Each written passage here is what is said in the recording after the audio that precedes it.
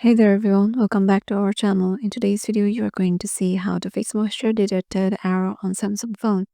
So there might be an error like when you try to charge your phone, there might be some moisture that might have just got into your charging port.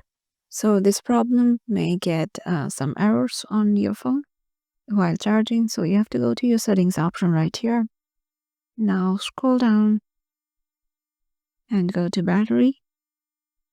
And here you have to scroll down and go to charging settings and then just turn off our fast charging option.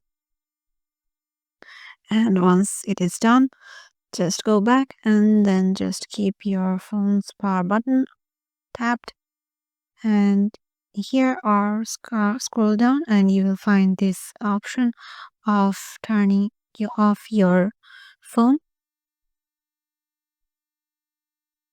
So turn off tap on it and here power off your phone and then just clean any sort of debris in your charging port with a cotton bud or something.